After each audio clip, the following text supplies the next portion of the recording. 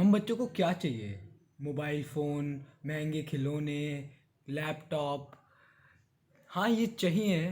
But अगर कोई ये बोले एक तरफ ये हो या फिर दूसरी तरफ बड़ों का प्यार, तो सिंपल सी बात है, बड़ों के प्यार का तो कोई सब्स्टिट्यूट ही नहीं है। वाओ। मैं इतना खुश हूँ आज हमारे देश के जो यूथ हैं, बच्चे हैं, वो भी इन बातों को समझते हैं।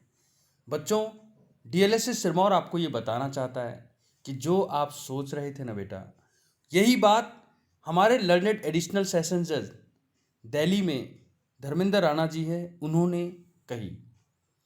आपको पता है, जो बच्चे होते हैं उनकी कस्टडी के लिए चाइल्ड वेलफेयर कमेटी एक ब्यूरोक्रेटिक बॉडी है, CWC। और वो ही ये डिसाइड करते हैं कि अगर ये कस्टडी जो है एक कोई सीनो कैप हो यानी child in need of care and protection, तो उसको किसको दिया जाए। यहाँ पर दो ऑप्शन थे चाइल्ड वेलफेयर कमेटी के पास। एक तरफ थे, आप स्क्रीन पे देख सकते हो, एक तरफ दादा दादी और एक तरफ आपके पास एक इंस्टीट्यूशन जिसको हम चाइल्ड वेलफेयर कमेटी का चिल्ड्रन होम कहते हैं। यहाँ पर CWC ने क्या किया, इन्होंने माइनर किड्स का केयर एंड कस्टडी उठाकर इंस्टीट्यूट को दे दिया, दादा दादी को नहीं दिया।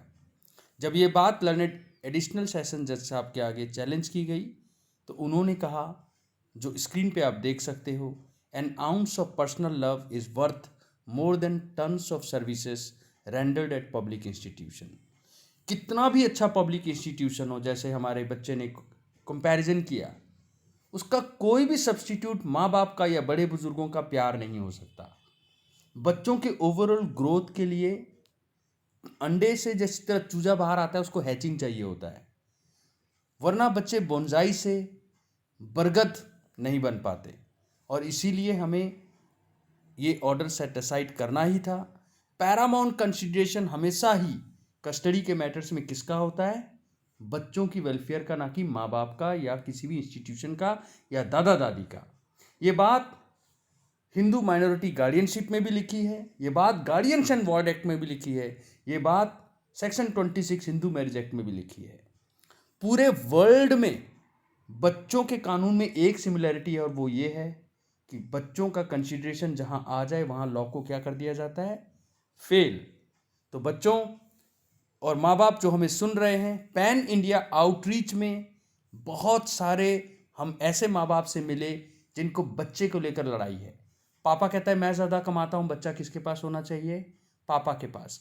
माँ कहती है कि मैं बच्चों को अच्छा पाल सकती हूँ, बच्चा मेरे पास होना चाहिए।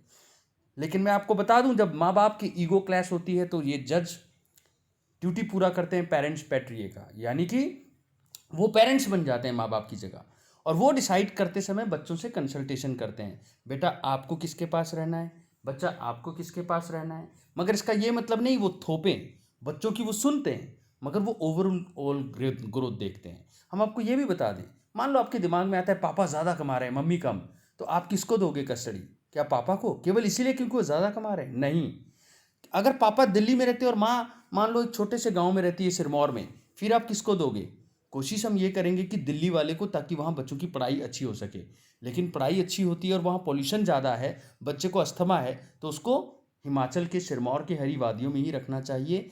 ये सारी बातों का कंसिडरेशन केवल एक ही चीज़ को कंसिडर करके किया जाता है, और वो है बच्चों का, जो अपने बारे में डिसाइड नहीं कर सकते, जो वल्नरेबल हैं, जिनको ट्यूटर किया जा सकता है। तो यहाँ पर जज साहब जो है उसकी ओवरऑल ग्रोथ को ध्यान रखते हैं।